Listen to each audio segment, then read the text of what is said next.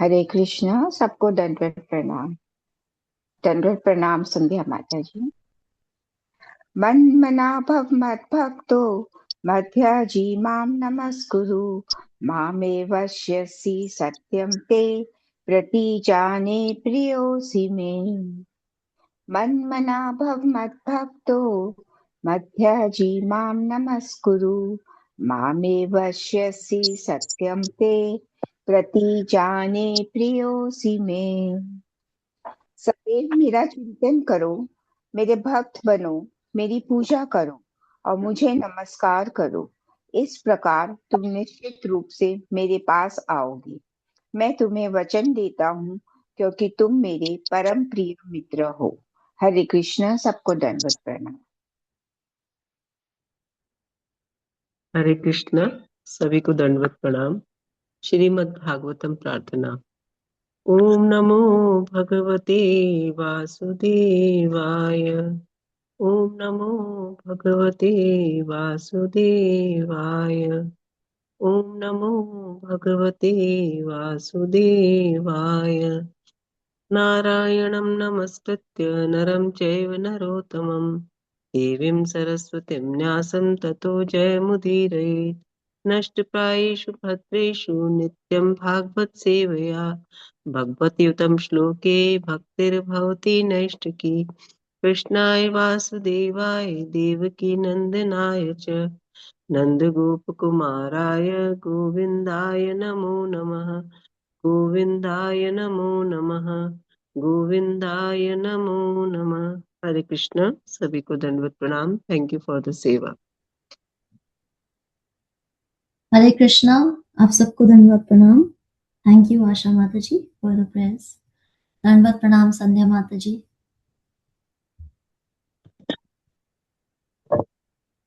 धन्यवाद तो प्रणाम। हम प्रणाम आप सबको।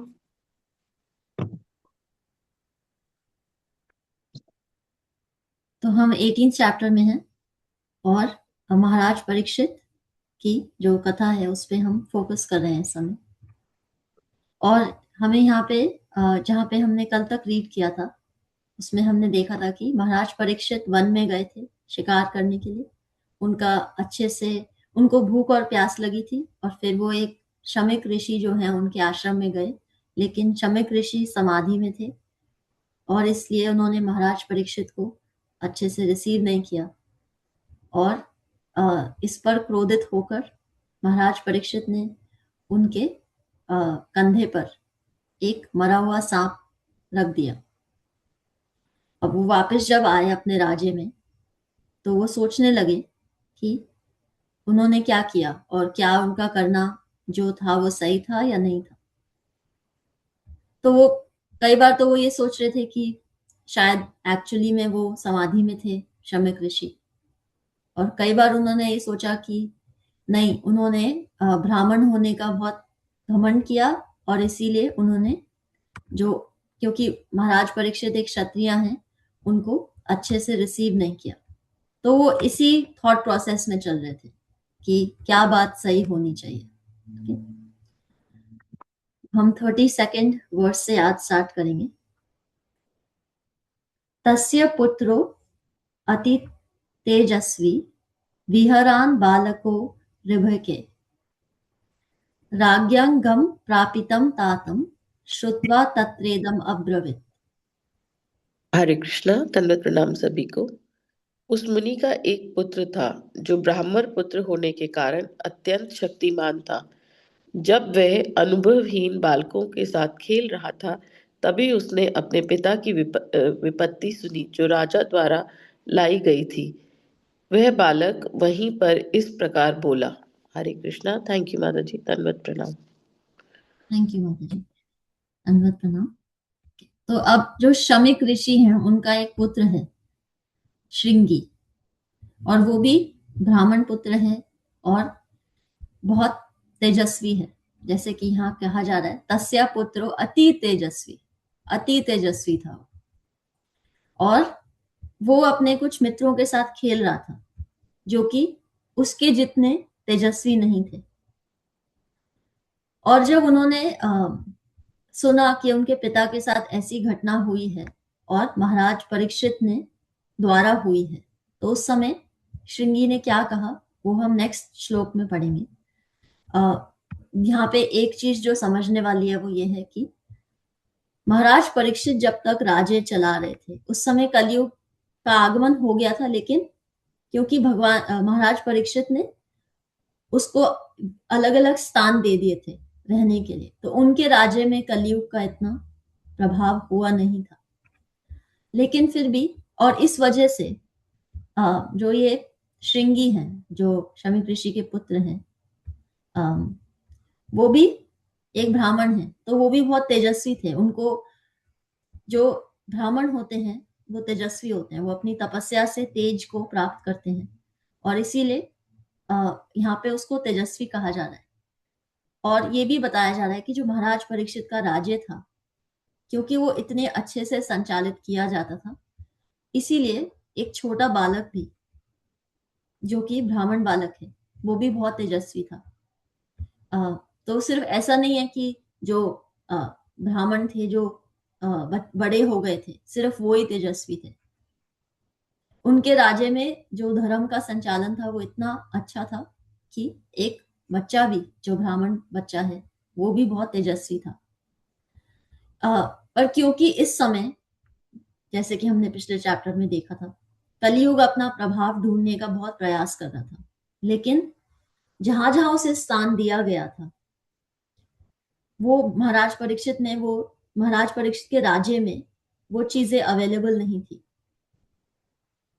तो ऐसे समय में, क्योंकि ये जो बच्चा है जो श्रृंगी है, उसको एक तरह से कलयुग अपना इंस्ट्रूमेंट बनाता है, अपना निमित्त बनाता है ऐसी परिस्थिति में। क्योंकि नो डाउट जो श्रृंगी है वो अति तेजस्वी है, लेकिन अभी भी वो बालक है और वो इनएक्सपीरियंस्ड है, उसको जीवन का पूरा एक्सपीरियंस नहीं है। और इसीलिए नीचे कुलों, जो नीचे के वर्ण हैं, जैसे ब्राह्मण अगर सबसे ऊपर हैं तो नीचे क्षत्रिय हैं, वाश्य हैं, शूद्र हैं, तो उनके प्रति एक दुर्भाव आना, ये कलयुग का एक प्रभाव होता है। कलयुग का एक प्रभाव होता है कि संतों की और संतों की भी बहुत वैल्यू नहीं समझते लोग, और जो नीचे कुल के होते हैं उनकी भी वैल्यू कम हो जाती है। तो अब श्रृंगी हैं, अति तेजस्वी हैं। तेजस्वी का मतलब यहाँ क्या है कि उन्होंने ब्राह्मणों की जो रेगुलेशन होती है उसको बहुत अच्छे से फॉलो किया है, ब्रह्मचर्य का पालन किया है, पठन पाठन करना, यजन याजन करना, ये सब उसको आता है, लेकिन उसको लाइफ का एक्सपीरियंस नहीं है। और इस समय कलयुग भी कोई अवसर ढूंढ रहा है कि किसी प्रकार वो अपना प्रभाव दिखा सके। कहने का मतलब है कि जब हम भक्ति करते हैं, पर हमारा मन जब कमजोर होता है तो हम भी जो बुरी क्वालिटीज होती हैं उसके लिए निमित्त बन जाते हैं। वो बुरी क्वालिटीज हमें निमित्त बना के गलत प्रभाव दिखाती है दुनिया में। सेम चीज यही हो रही है, उसको, जो बालक है उसको एक्सपीरियंस नहीं है और वो अपने इनएक्सपीरियंस की वजह से अब कुछ ऐसा करेगा जो कि गलत है। जो कि समझने वाली बात है कि जितनी महाराज परीक्षित द्वारा गलती की गई है उसके प्रोपोर्शन में वो रिस्पॉन्स नहीं दे रहा, वो उससे ज्यादा बढ़ के रिस्पॉन्स दे रहा है।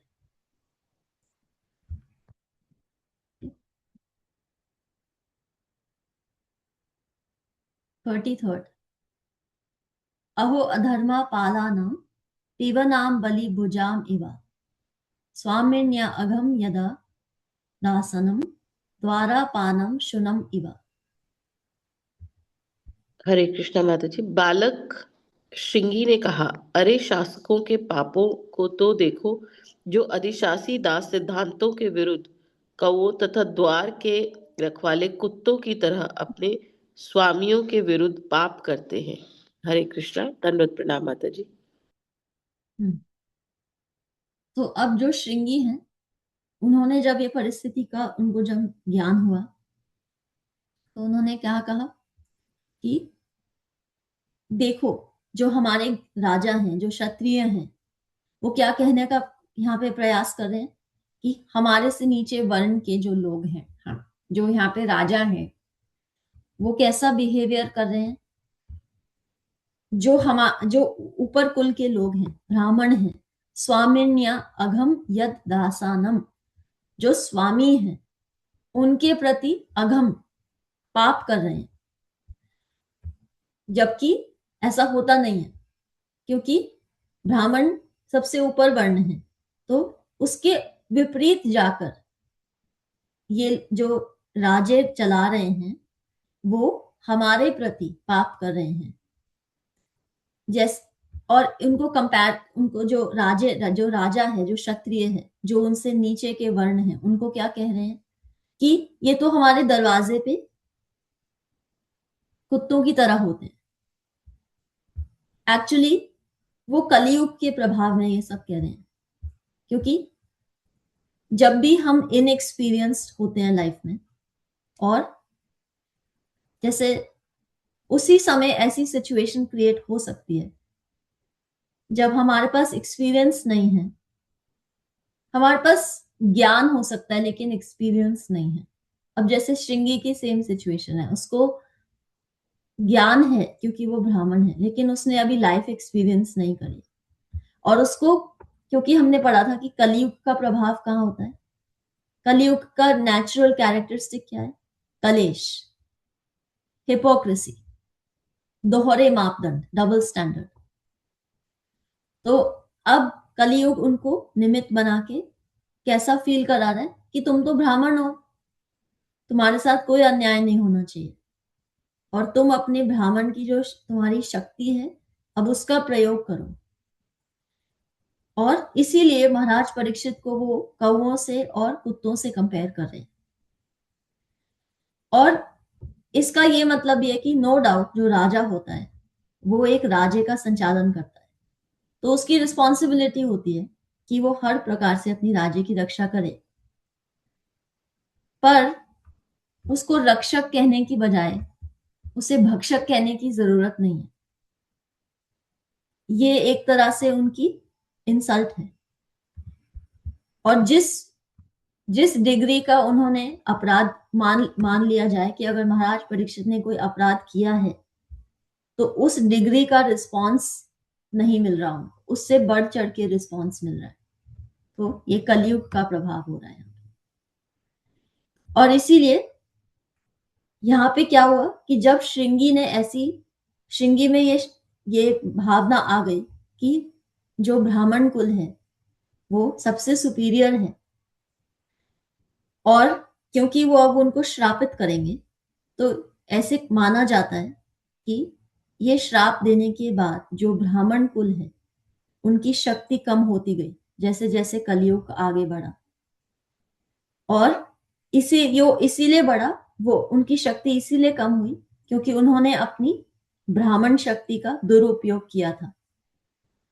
और दूसरी बात, उन्हें अपने वर्ण का ज्ञान था कि मैं ब्राह्मण हूं, मैं सबसे ऊपर हूं। लेकिन ज्ञान का जब दुरुपयोग हो जाए तो वो अज्ञानी होता है। आप सबसे ऊपर हो सकते हो पर उसका मतलब ये नहीं होता कि आप धर्म का उल्लंघन करो। तो उन्होंने धर्म का उल्लंघन किया और एक राजा को, जो राज्य का संचालन करता है, जो भगवान समान होता है, उसके साथ अपमान किया।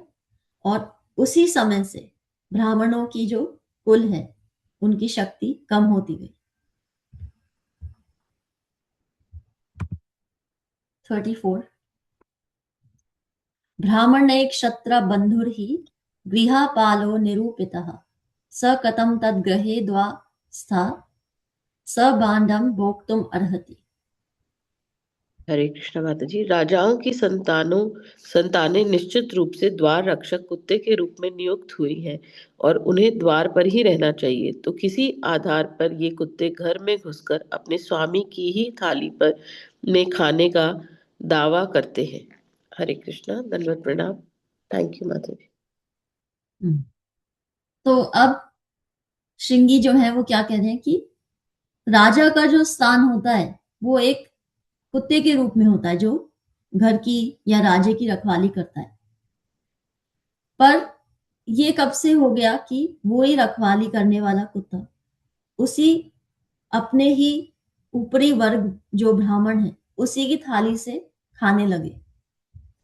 अगर हम इस भाषा को समझें तो ये भाषा अनकल्चर्ड जो जिनमें कल्चर नहीं होता वो वैसे लोग ऐसी भाषा का प्रयोग करते हैं।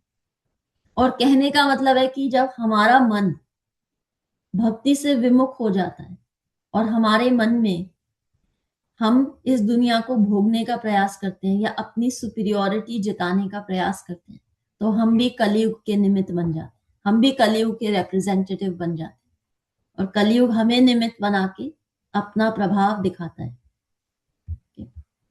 तो यहाँ पे वो कह रहे हैं कि यहाँ पे हमें समझ में आ रहा है कि वो ब्राह्मण है लेकिन वो अनकल्चर्ड है, उनमें कोई कल्चर नहीं है।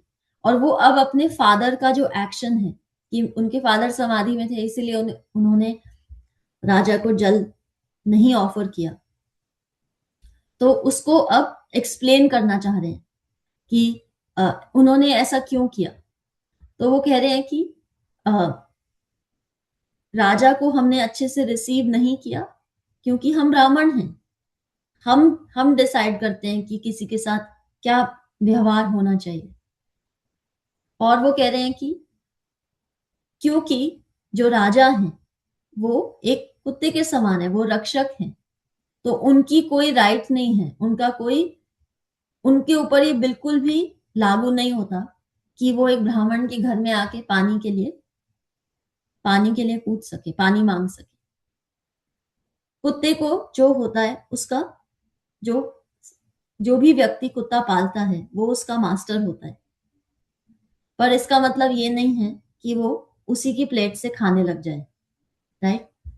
पर अगर हम इसको देखें तो ये एक तरह से दंभ है, ये मान है, ये मान करना होता है। और यहाँ पे वो मान कर रहे हैं कि मैं कौन हूं और हमारे साथ क्या होना चाहिए था। और देखो एक निम्न कुल के व्यक्ति ने आके हमारे साथ क्या किया। तो वो अपने अनकल्चर्ड जो अपनी नॉलेज का वो गलत उपयोग कर रहे हैं। नॉलेज है पर एक्सपीरियंस नहीं है।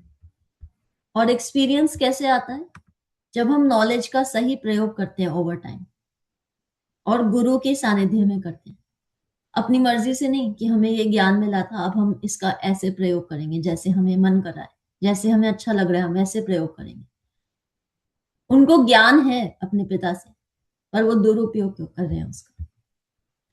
तो यहाँ पे वो इसीलिए क्रोधित हो रहे हैं और वो ये कह रहे हैं कि एक्चुअली में राजा की गलती थी, मेरे पिता की कोई गलती नहीं थी। तो वो अपने पिता के लिए सपोर्ट कर रहे हैं और दंभ कर रहे हैं, हार्श जिसे कहा जाता है। जब भगवान बताते हैं कि ज्ञान क्या है और वो बताते हैं कि कौन सी क्वालिटीज हैं जो ज्ञान बताती हैं कि किसी में ज्ञान है, और अगर वो नहीं है किसी में और उनके अलावा कुछ है तो वो अज्ञान है। तो वो बताते हैं कि अमानित्वम, ना मान नहीं होना, अदम्बित्वम, घमंड नहीं होना, अहिंसा, किसी के ऊपर किसी के साथ हिंसा नहीं करना, शांत रहना, आर्जवम सिंप्लिसिटी, आचार्योपशनम शौचम, किसी आचार्य की शरण में रहना, शौचम साफ सफाई से रहना, स्थैर्यम आत्मा विनिग्रह, धीर व्यक्ति होना, अपनी इंद्रियों पर निग्रह करना। तो अमानित्वम, अदम्बित्वम, अहिंसा, क्षांतिर, आर्जवम, आचार्योपशनम शौचम, स्थैर्यम आत्मा विनिग्रह। फिर वो आगे क्या बताते हैं और क्या ज्ञान की क्वालिटीज हैं? इंद्रियार्थेषु वैराग्य, जो इंद्रियां हैं उन पे कंट्रोल रखना, और वैराग्य का मतलब ये होता है कि भगवान को विशेष स्थान देना जीवन में। वैराग्य, और जब आप भगवान को भक्ति को विशेष स्थान देते हो तो वैराग्य अपने आप उत्पन्न होता है उससे। अनहंकार एवच, अहंकार से बचना, जन्म मृत्यु जरा व्याधि दुख दोषानुदर्शनम। ये दर्शन होना जीवन में कि असली दुख का कारण क्या है। जन्म मृत्यु जरा व्याधि, बर्थ डेथ, ओल्ड एज और बीमारी। आसक्तिर अनभिष्वंगा पुत्रादारा गृहादिषु नित्यम चा समाचित्वम इष्टानिष्टोपपत्तिषु। वो ये कह रहे हैं कि जब आप दुनिया में रहते हो, लेकिन दुनिया में रहते हुए भी ये रियलाइजेशन रखना कि लाइफ का गोल क्या है और हम यहाँ क्या करने आए हैं। माई चानन्या योगिना, और मेरे बारे में जानना। भक्तिर अव्याभिचारिणी, और बिना किसी भौतिक इच्छा लिए मेरी भक्ति करना। अध्यात्मा ज्ञान नित्यत्व, जो अध्यात्म का ज्ञान है उसे ग्रहण करना, नित्य ग्रहण करना। और तत्व ज्ञान अर्थ दर्शनम, जो तत्व ज्ञान है उसके दर्शन कर पाना किसी गुरु की सानिध्य में। एतत् ज्ञानम इति प्रोक्तम, यही सब जो लक्षण है किसी व्यक्ति में, यही ज्ञान है। अज्ञानम यद अतो अन्यथा, लेकिन इससे अन्य कोई लक्षण है तो वो क्या है, अज्ञान। तो अब जो ब्राह्मण है उसमें ज्ञान है, उसमें शास्त्रीय ज्ञान है, उसने शास्त्रों का अध्ययन किया है, ब्रह्मचर्य का पालन किया है, उसको जन्म मृत्यु जरा व्याधि की पूरी नॉलेज है। लेकिन अमानित्वम अदम्भित्वम, उसमें अहंकार है, दंभ है और अहिंसा नहीं है। वो शांत, वो हिंसा से किसी और के ऊपर अटैक कर रहा है, तो इसीलिए वो अज्ञानता का प्रयोग कर रहा है यहाँ पे। 35 कृष्णे गति भगवती शास्त्रै उत्पथगामिनाम तद भिन्ना सेतुन आद्याहम शास्मी पश्यता मे बलम। हरे कृष्ण माता जी, धन्यवाद, प्रणाम। सबके परम शासक भगवान श्री कृष्ण के प्रस्थान के पश्चात हमारे रक्षक तो चले गए, लेकिन ये उपद्रवी फल फूल रहे हैं। अतएव इस विषय को मैं अपने हाथ में लेकर उन्हें दंड दूंगा। अब मेरे पराक्रम को देखो। हरे कृष्णा, धन्यवाद, प्रणाम सभी को। थैंक यू माता जी।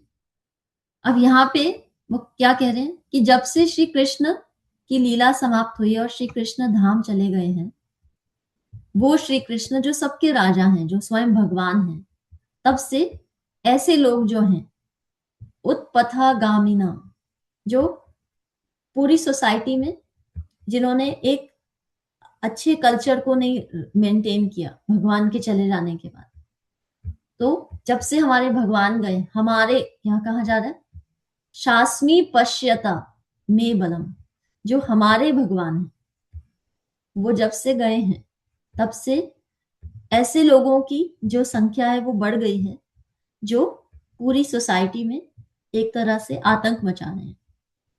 और इसीलिए अब मैं अपने हाथों में इस प्रॉब्लम को लूंगा और इस व्यक्ति को दंड दूंगा और मैं उसको बताऊंगा कि देखो मेरी शक्ति क्या है।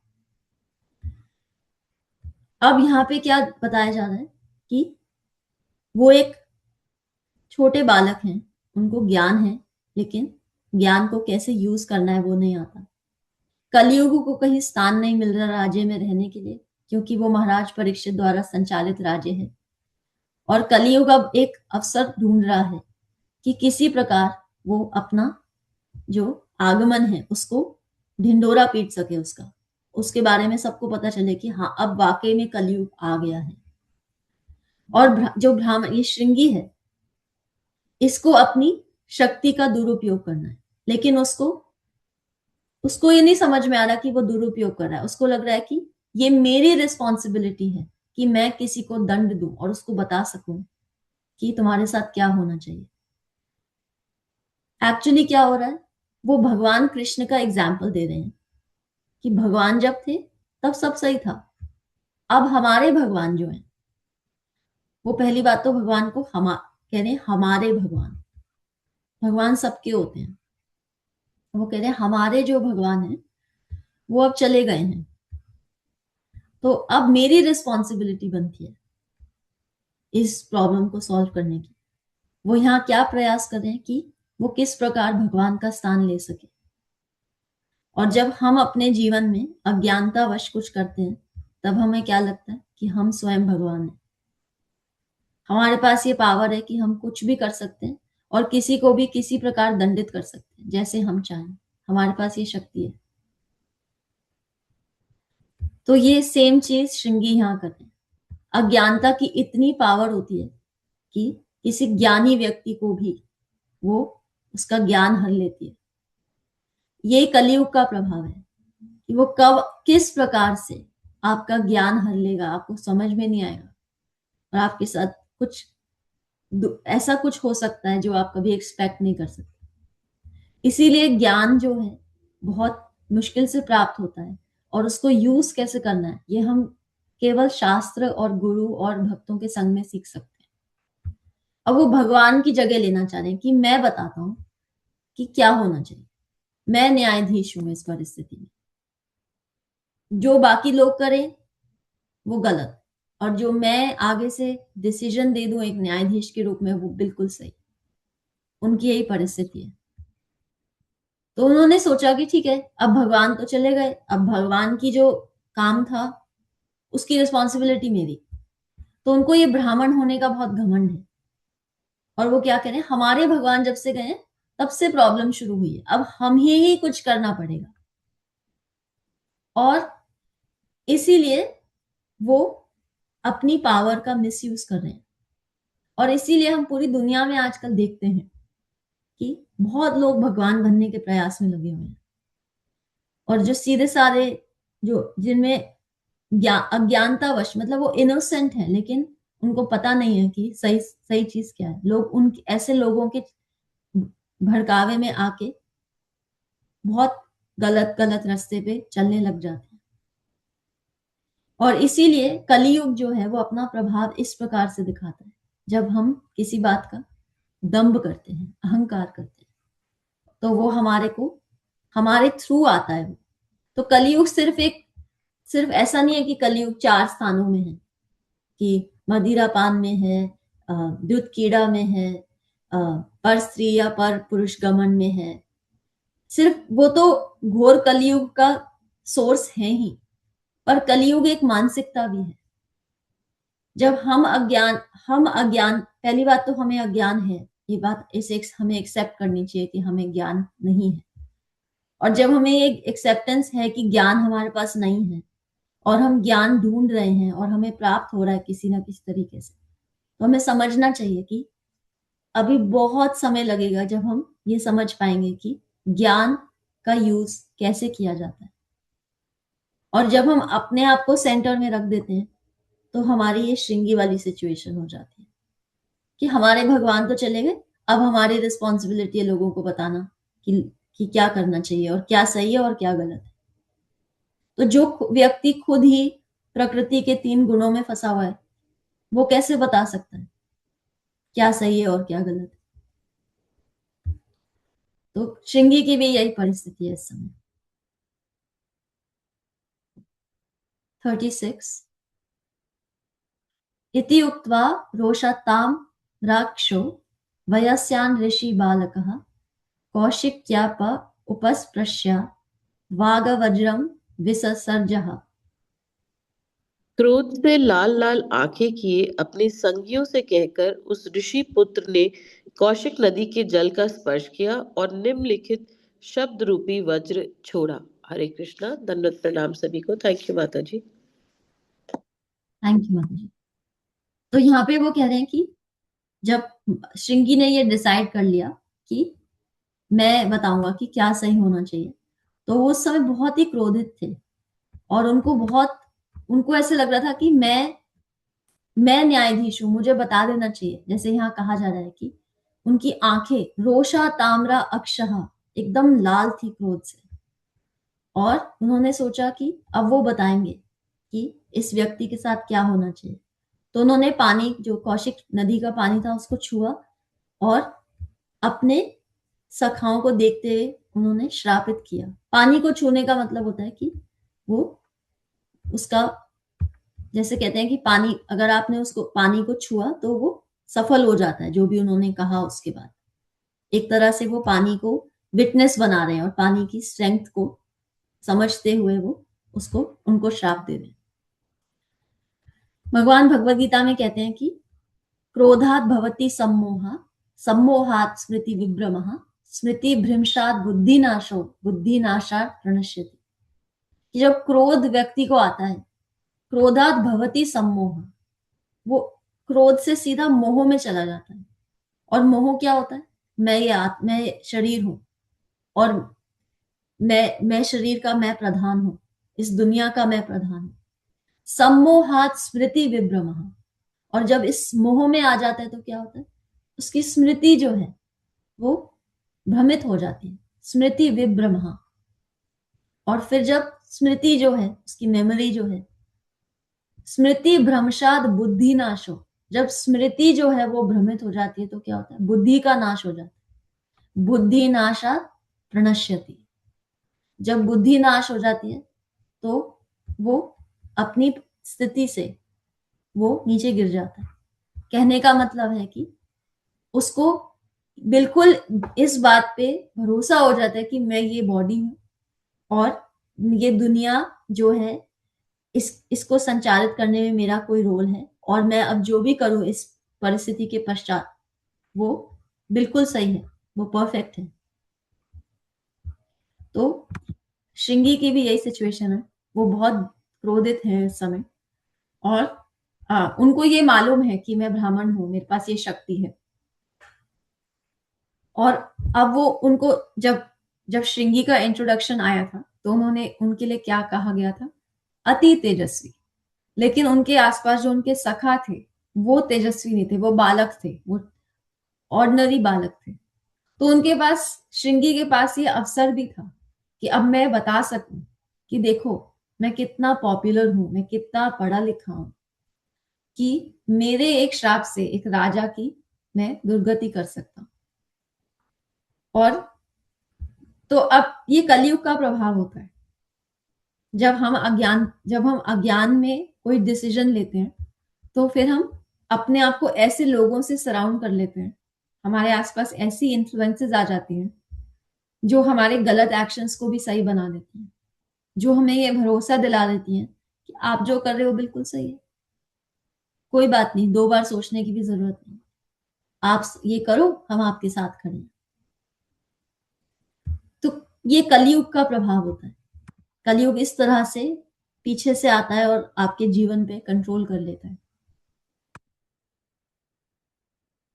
37 इति लंघिता मर्यादम तक्षकः सप्तमे हनि दंशति स्म कुलांगारम चोदितो में तथा द्रुहम। उस ब्राह्मण पुत्र ने राजा को इस प्रकार शाप दिया, आज से 7वें दिन अपने वंश के इस सर्वाधिक नीच महाराज परीक्षित को तक्षक सर्प डस लेगा, क्योंकि इसने मेरे पिता को अपमानित करके शिष्टाचार के नियमों को तोड़ा है। हरे कृष्णा, दंडवत प्रणाम सभी को। थैंक यू माता जी फॉर द सर्विस।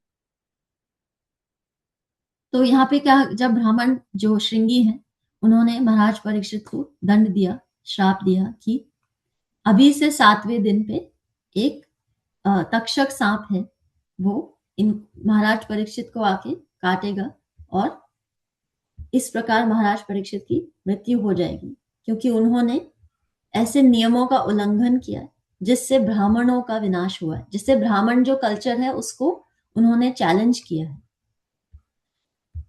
अब वो ये नहीं सोच रहे कि वो भी ब्राह्मण जो शिक्षा है उसका दुरुपयोग कर रहे हैं। जो सेम प्रॉब्लम जो वो सामने वाले में देख रहे हैं वो उनको खुद में नहीं दिखाई देगी। जो सेम वीकनेस, जो सेम डिफेक्ट वो किसी सामने वाले में देख रहे हैं वो अपने में नहीं देख पा रहे। ये हम सबकी साथ होता है। जिस चीज के लिए हम दूसरों को के ऊपर उंगली उठाते हैं तो एक बार हमें पूछना, ये तीनों उंगलियां फिर हमारे ऊपर भी तो पॉइंट कर रही होती हैं। तो जिस चीज के लिए आप किसी को डिसलाइक करते हो, आपको कोई में किसी व्यक्ति में कोई चीज या कोई क्वालिटी या कोई टेंडेंसी पसंद नहीं आती, तो एक बार अपने अंदर झांक के देखिए कि क्या आपके अंदर वो क्वालिटी है। तो उन्होंने सामने वाले में, महाराज परीक्षित ने तो वो क्वालिटी देख ली कि आपको ब्राह्मणों की रिस्पेक्ट नहीं आती, और ये नहीं देखा कि वो ब्राह्मणों की डिसरिस्पेक्ट कैसे कर रहे हैं अपनी शक्ति का, अपनी ज्ञान का दुरुपयोग करके।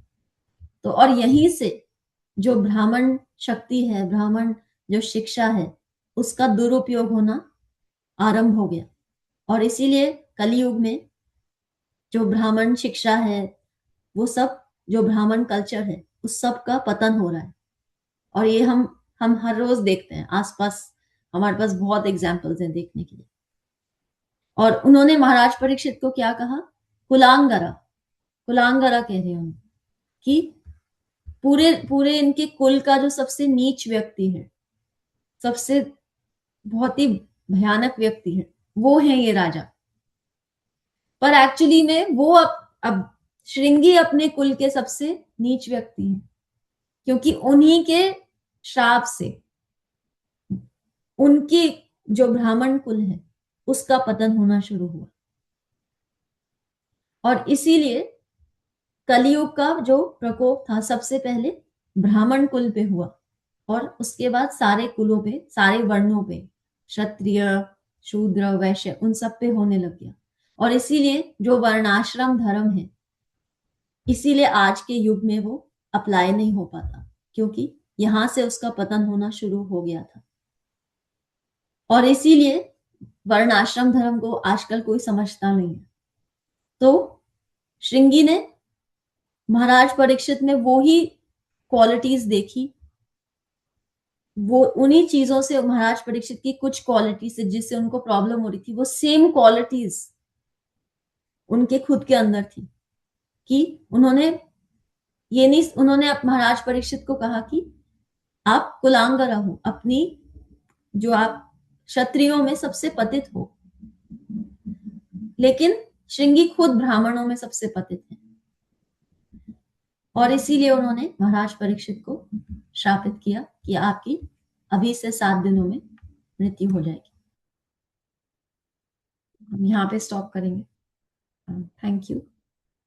हरे कृष्णा। आप सबको धन्यवाद, प्रणाम। थैंक यू श्वेता माता जी फॉर द रीडिंग। की लर्निंग और कोई क्वेश्चंस हैं तो प्लीज बताइए।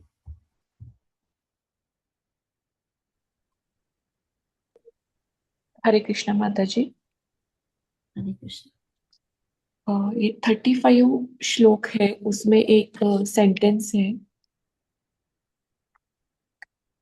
अतएव जी। कलियुग अपनी सत्ता जताने की ताक में था और श्री भगवान की कृपा से उसे इस गर्वित अनुभवहीन ब्राह्मण बालक के रूप में एक छिद्र ही मिल ही गया। इसका मतलब है कि उन पे भी श्री भगवान की कृपा थी कि वो एंटर कर सके। श्री भगवान की कृपा से उसे इस गर्वित अनुभवहीन ब्राह्मण बालक के रूप में एक छिद्र मिल ही गया। जी। जब हमने ये स्टोरी पढ़नी स्टार्ट करी थी तो उसमें क्या आ रहा था कि महाराज परीक्षित महाभागवत हैं और वो कैसे भूख प्यास पे आश्रित हो सकते हैं, पर क्योंकि भगवान की इच्छा थी तो वो हो गए, और वो उन्होंने मरा हुआ सांप उनके ऊपर रख दिया, शमिक ऋषि के ऊपर। तो ये अब स्टोरी में बहुत सारे कैरेक्टर होते हैं, ये एक साइड का कैरेक्टर था। अब दूसरी साइड भी तो कोई है जो आगे से रिस्पॉन्ड करेगा और फिर स्टोरी आगे बढ़ेगी। तो इसको आप भगवान की इच्छा समझ सकते हैं, क्योंकि ऐसा ही है, भगवान की इच्छा से हुआ। और इसको अगर हम भक्ति के कॉन्टेक्स्ट में समझें तो इसका मतलब क्या होता है कि हम हर परिस्थिति में 3 गुणों का संग करते हैं, राइट। जो भी 3 गुण है, और वो कंपीट करते रहते हैं। तमस रजस को हराना चाहता है, रजस सतो को हराना चाहता है, सत उन दोनों को हराना चाहता है, पर वो कंपीट करते रहते हैं। तो हम हर समय, हर क्षण जिन गुणों का संग करते हैं, हम प्रकृति को ये इंफॉर्मेशन देते रहते हैं कि हम इन्हीं गुणों में आगे बढ़ना चाहते हैं। जो व्यक्ति पूरा जीवन तामसिक प्रवृत्ति का रहता है, जिसको लेजीनेस कह लें हम, और उनके पास प्लान्स बहुत होते हैं पर वो करते कुछ भी नहीं है। उनको सब प्लानिंग अच्छे से आती है पर ये नहीं पता आगे करेंगे कुछ भी नहीं, तो वो बारी बारी तामसिक गुण का शेल्टर लेते हैं और लेते लेते लेते वो उसी में जीवन व्यतीत करते हैं। जो भक्त होता है उसके प्रयास रहता है कि वो सतोगुण का शेल्टर ले और लेते लेते लेते उसको भी पीछे छोड़ जाए, फिर उसके बाद वो शुद्ध सत्व में चला जाए, जहां उसके पास कोई ऐसी डिजायर नहीं होती कि मुझे ये चाहिए, मुझे ये चाहिए। तो ये परिस्थिति जो है वो एक तरह से तो भगवान की इच्छा से है पूरी, इस साइड से भी उस साइड से भी, पर हम अपनी लाइफ पे जब अप्लाई करते हैं तो हम किस चीज के लिए निमित्त बनते हैं भगवान के, वो हमारे एक उसका फैक्टर क्या होता है कि हम किन गुणों का संग कर रहे हैं। जिन गुणों का हम संग करते हैं हम उसी तरफ बढ़ते जाते हैं और भगवान हमें उसी प्रकार से फिर निमित्त बनाते हैं। Thank you, very nice question. Hare Krishna माता जी। और हम ऐसा भी मतलब समझ सकते हैं इस लेसन से कि जो भी यह हमारे जीवन में क्लेश आ रहे हैं, तो अभी तक तो हम जैसे इस बालक की तरह हमें खुद को राजा या शासक ऐसा मान रहे थे कि मैं भी आपको दिखाता हूँ या दिखाती हूँ करके। लेकिन अभी से मतलब थोड़ा सा ये ज्ञान का जो हमें अनुभव हो रहा है या हम सीख रहे हैं, तो आगे से अभी कोई विपत्ति आ गई या क्लेश आ गया तो हम ऐसा ही समझे कि ये व्यक्ति कलयुग के प्रभाव में है, इसीलिए ऐसा कर रहा है, ना ताकि उसकी खुद की गलती है। हम ऐसे परस्पर संबंध में अ, मतलब गलती कर रहे थे कि तुम ऐसे हो, मैं ऐसी हूँ। लेकिन ये कलयुग के प्रभाव से ये क्लेश होता है, वो व्यक्ति अ, खुद गलत नहीं होता, ऐसा समझिए। ओके, तो इसको हम ऐसे समझ सकते हैं कि जैसे हमने अभी कुछ मिनट्स पहले कहा कि गुणों का संग करते हैं हम सब, राइट। तो अगर हम गुणों का संग कर रहे हैं और हमारे पास ज्ञान नहीं है, तो अब आपके पास क्या है, अज्ञान है, और आप ऐसे गुणों का संग कर रहे हो जहां अज्ञान परस्पर बढ़ता है, जहां अज्ञान अच्छे से फ्लरिश करता है, तो फिर आप ऑफ कोर्स क्या करोगे, फिर आप में ईर्ष्या होगी और आप हिंसा करोगे। तो ये एक साइड है। और अगर आपके पास ज्ञान है और अगर आप भक्ति और सतोगुण का संग करते रहोगे तो आपके पास ज्ञान भी है और शक्ति भी है रिस्पॉन्ड करने की। पर जब हमने वो स्टोरी पढ़ी थी कि महाराज परीक्षित पूछते हैं धर्म से, जो बैल होता है, और गाय पृथ्वी से, कि क्या इस व्यक्ति ने तुम्हारे को मारा है। तो वो क्या कहते हैं कि ये बता पाना कि किसने किसको मारा है, इट्स नॉट पॉसिबल। किसी पे उंगली उठाना और कहना इसने ये किया है, ये धर्म नहीं होता। हमें नहीं पता किसने क्यों किया और किसी के साथ क्यों क्या हो रहा है, ये स्टोरी ऐसे क्यों चल रही है। जी।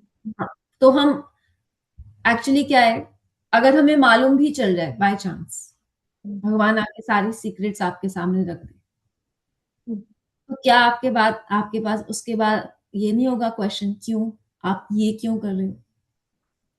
आपके पास हजार और क्यों हो जाएंगे उसके बाद, क्यों, फिर ये क्यों, अच्छा फिर वो क्यों।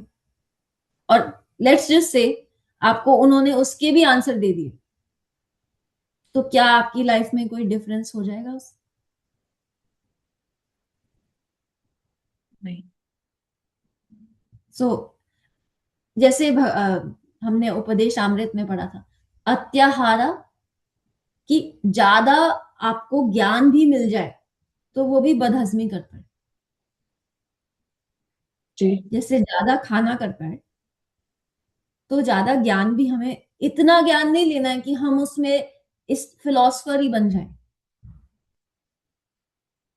ज्ञान का एक लक्ष्य होता है, ज्ञान का एनालिसिस नहीं होता। ज्ञान आपको मिला, आपने मंथन किया, अब आप मंथन ही करते रह गए तो आप लक्ष्य पे नहीं पहुंच पाओ। और जितने उत्तर आपको मिलते जाएंगे ना, उसके बाद आपके पास 50, 100, 200 ऐसे प्रश्न और आते जाएंगे। और अगर आपको उसके भी उत्तर मिल गए तो उसके बाद आपके जीवन में कोई डिफरेंस नहीं आएगा। आपको फिर भी अपनी लाइफ वैसी ही जीनी पड़ेगी जैसे आप जी रहे हो। तो अति आहार नहीं लेना चाहिए, अति ज्ञान लेके भी उसका इतना मंथन नहीं करना चाहिए कि आप, मैं कौन हूं, मैं क्या थी, मेरा पिछला जन्म क्या था, मैंने क्या किया, अब मैंने क्यों किया, मैंने किसके क्या बोल दिया। इसको बोलते हैं पैरालिसिस बाय एनालिसिस। इतना एनालिसिस कर लो कि आपको पैरालिसिस हो जाए, तो फिर आपकी लाइफ वेस्ट हो जाएगी। वो हमें नहीं करना। हमें अपने गुणों को से ऊपर उठना है और ज्ञान को अप्लाई करना है लाइफ में। हम अप्लाई जब करते हैं अपने ज्ञान को, जैसे श्रृंगी ने नहीं किया तो दुरुपयोग किया उसने। जब हम ज्ञान को लेके उसको अप्लाई करते हैं और अपने अच्छे गुणों का संग करते हैं, फिर हमें कोई मैटर नहीं करता कि किसी ने मुझे क्या कहा था या क्यों कहा था। और यही गोल है भक्ति का। अगर दुनियादारी में पड़े रहे, उसने ऐसे क्यों कहा, उसने मेरे साथ क्यों किया, तुमने ऐसे क्यों किया, देखो मैंने क्या किया था, तो फिर हम पॉइंट से ही चूक गए। जो पॉइंट है उस पे फोकस करो। उत्तर मिल भी जाएंगे तो कोई बदलाव नहीं आएगा जीवन में, बल्कि और एंजाइटी होगी। क्योंकि अब अति आहार हो जाएगा ना, अति ज्ञान हो जाएगा। पर जब भगवान को कह दिया कि मारो भी राखो भी जो इच्छा तो मार, तो फिर रखने दो उनको रिस्पॉन्सिबिलिटी दो तो सही। उनको दे दो रिस्पॉन्सिबिलिटी। हेजिटेट नहीं करो कि आप 50% रखो, मैं 50% रखूंगी, हम मिलके चलाएंगे ये गाड़ी। उनको दे दो। सशक्त वो ही हैं, हम नहीं है।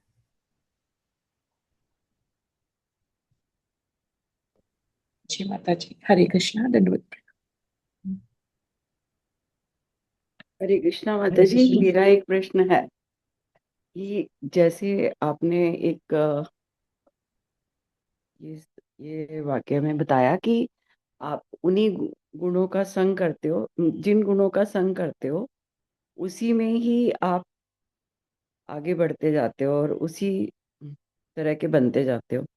तो एक तरफ तो हम हर जगह ये कह रहे हैं कि जो प्रभु चाहते हैं वो कर रहे हैं, वहां पे ही वो आपको उपस्थिति दे देते हैं और आप वो बन जाते हो। जैसे कि परीक्षित महाराज से ये अम, गलती करवा दी उन्होंने कि भाई सांप उनके गले में डाल दिया। तो ये कुछ समझ में नहीं आ रहा कि भाई एक तो आप कह रहे हो कि आप जो प्रभु चाहते हैं वो करते हो और फिर आप एक तरफ गुणों का संग करते हो, वही वही टाइप के आप बनते जाते हो। तो लिटिल बिट कंफ्यूजन। दंडवत प्रणाम।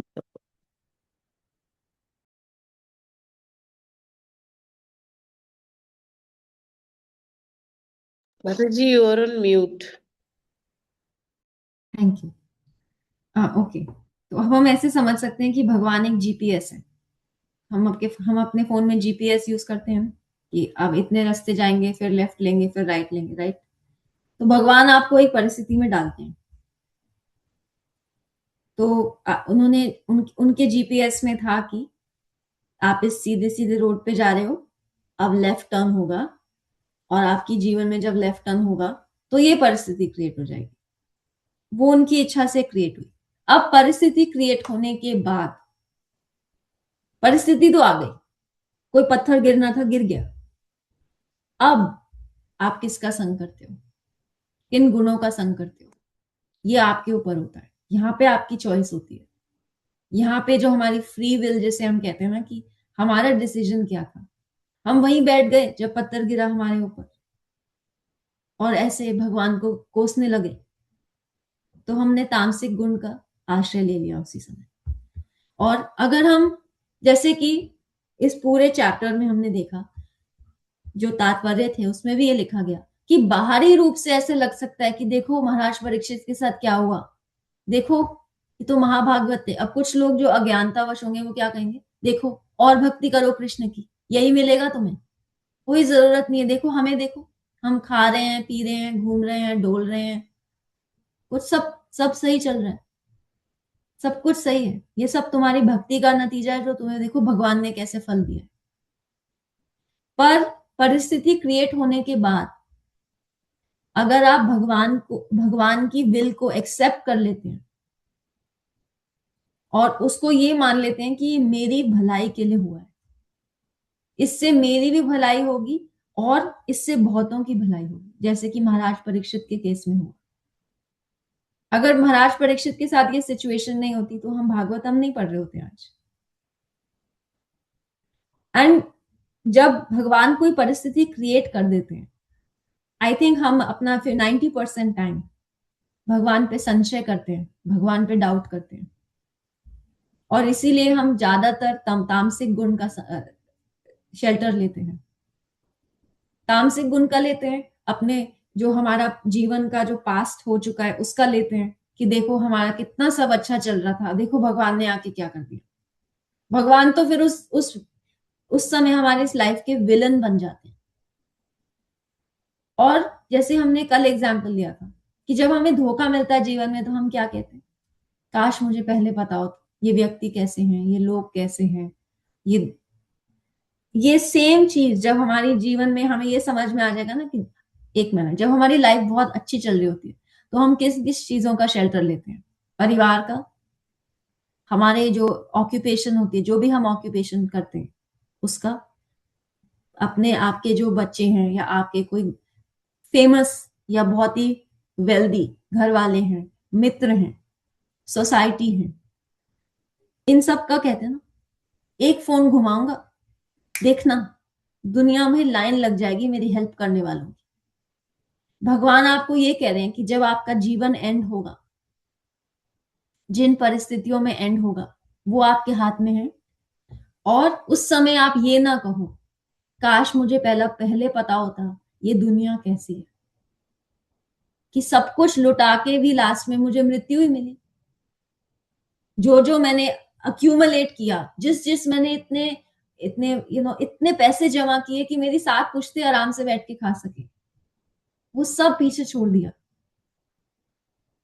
तो वो ये आपको ये परिस्थिति से बचा रहे हैं कि लास्ट में आप ये कहो काश मुझे पहले पता होता ये दुनिया कैसी है,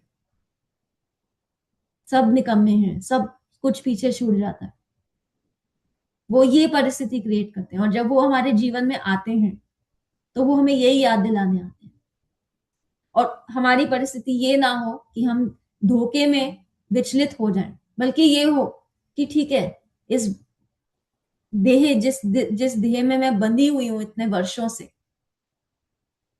उससे अब मैं निकलूं और अपनी जो रियल आइडेंटिटी है, जो मेरी रियल रिलेशनशिप है, जो रिश्ता मेरा करोड़ों जन्मों से चल रहा है, उससे जाके मिलूं। डर इसलिए नहीं लगता क्योंकि लोगों में ये भाव, मृत्यु, जो भक्त होता है उसको मृत्यु से डर क्यों नहीं लगता, क्योंकि उसमें उत्सुकता होती है कि मृत्यु के बाद मैं किससे मिलने वाला हूं, श्री कृष्ण से, जिनके बारे में मैं सुनता हुआ ही आ रहा हूँ, सुनता हुआ आ रहा हूँ। कौन है ये, कब मैं पकड़ूंगा इनको जाके, कब इनके गले लगूंगा, कब इनके चरणों में गिरूंगा, कब इनको खुद अपने हाथों से भोग खिला सकूंगा।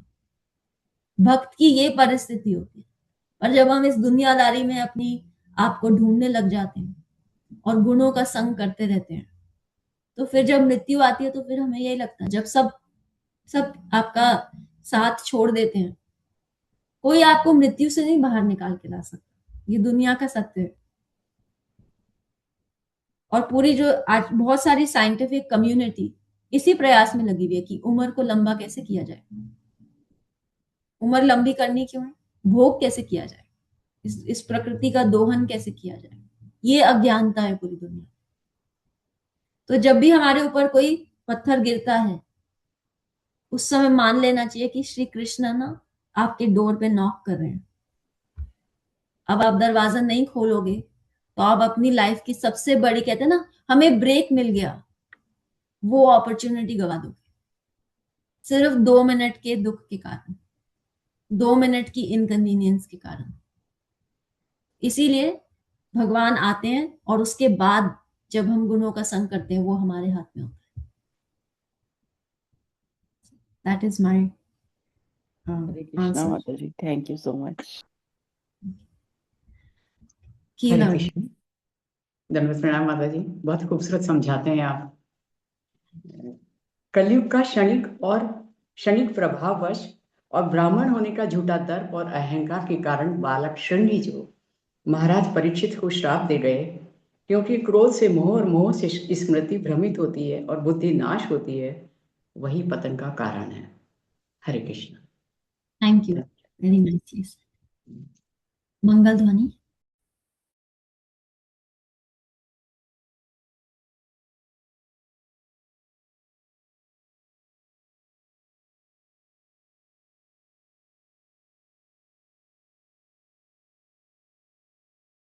Mataji, I think Vinny Mataji is not there. Who's taking the Mangal Dhwani? Sandhya Mataji?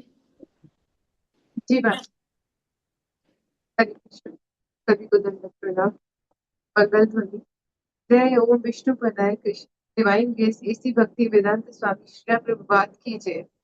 शील भक्ति सिद्धांत सरस्वती ठाकुर गोस्वामी महाराज की जय। अनंत कोटि वैष्णव वृंद की जय। नामाचार्य श्री हरिदास ठाकुर की जय। श्री श्री राधा माधव की जय। श्री पंच तत्व की जय। श्री जगन्नाथ बलदेव वसुभद्रा की जय। श्री प्रहलाद नरसिंह भगवान की जय। श्री तुलसी महारानी की जय।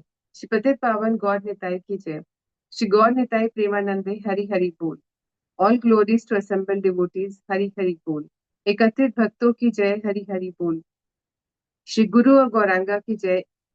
श्री प्रभुपाद की जय। प्रेम से कहो श्री कृष्ण चैतन्य नित्यानंद प्रभु नित्यानंद श्री अद्वैत गदाधर शिवासदि गौर भक्त वृंदा। राधा कृष्ण गोप गोपीनाथ राधा कुंड श्यामा कुंड गिरि गोवर्धन ब्रजभूमि वृंदावन धाम चंद्रोदय मायापुर नवनीत धाम की जय। गंगा मई यमुना मई की जय। राम सीता लक्ष्मण हनुमान की जय। ट्रांसडेंटल बुक्स डिस्ट्रीब्यूशन की जय। महाप्रसादम की जय। हरिनाम संकीर्तन की जय।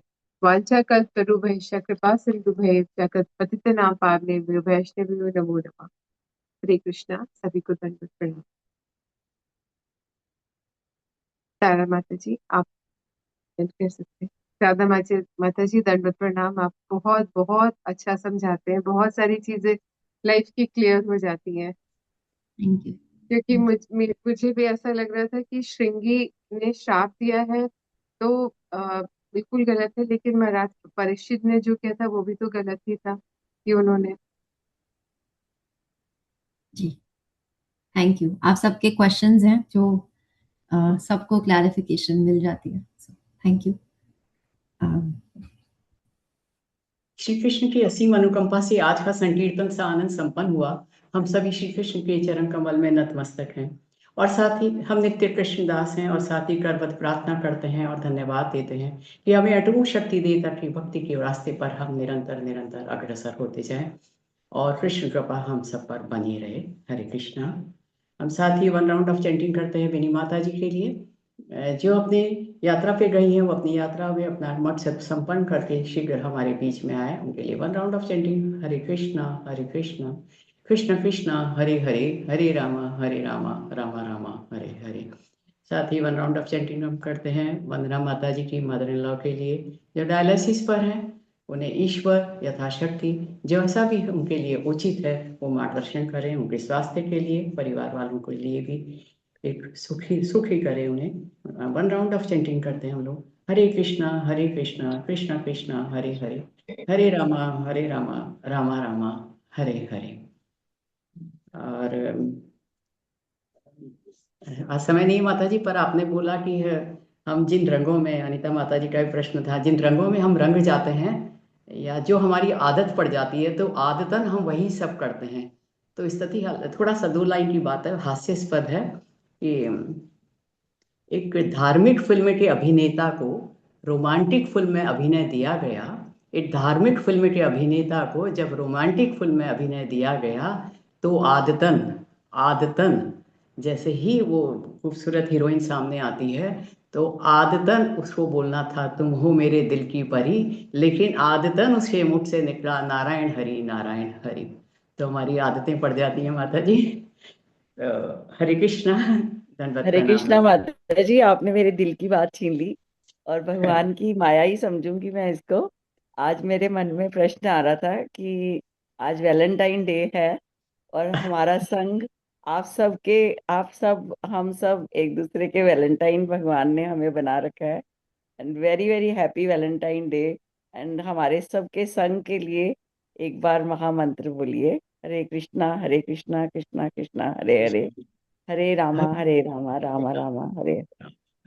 थैंक यू सो मच माता जी, आपने बहुत अच्छा सुनाया। अल्लाह, धन्यवाद, प्रणाम थैंक यू आप माता सब। जी, बहुत अच्छा, बहुत सटीक, बहुत सही शब्दों में आपने इस पूरे सेशन को समराइज कर दिया। Thank you. श्वेता माता जी, कल का सेशन आप लेंगे? हरे कृष्णा, धन्यवाद प्रणाम आप सभी को। राधा माता ji, please do join the session. Tomorrow's session will be Sunday special is with Tanu Batra Mataji. She's going to share her pearls of wisdom with us. So please be present. और आप सबसे एक अनुरोध है माता जी, जब भी सेशन 7:25 पे खत्म हो तो आप एक प्रश्न ले लें और बाकी प्रश्न संडे के लिए पार्क करा दें. Reason being 3-4 people have left and the reason why we ask a question is पहले तो जिज्ञासा शांत करना जिसने पूछा है, और बाकी सब भी उससे बेनिफिट करें. तो जो वर्किंग है वो छोड़ दे, मतलब उनको छोड़ना पड़ता है. So this is my humble request that let's finish the sessions in time. एक प्रश्न हम रोज पूछ ले माता जी से और बाकी संडे के लिए पार्क करें, ताकि राधा माता जी को हम संडे को भी देख सके और राधा माता जी के पास कोई रीजन ना हो मिस करने का, और हम राधा माता जी का पल्लू पकड़ कर उनसे सारे प्रश्नों के उत्तर ले सकें. I hope that is okay with all of you, and you take it in the right spirit. So yes, Radha Mata ji, please be present tomorrow. जिनके कोई भी प्रश्न है वो कल वो भी ले आए. And Tanu Batra Mata ji will be there for the Sunday special. Of course, I'll be there. Okay. Thank you Mata ji. Vancha kalptarubhaisha कृपा सिंधु भयेवच पतिता नाम पावनेभ्यो वैष्णवेभ्यो नमो नमः. वैष्णव ठाकुर की जय, आप सभी वैष्णवों की जय. हरे कृष्णा, दंडवत प्रणाम सभी.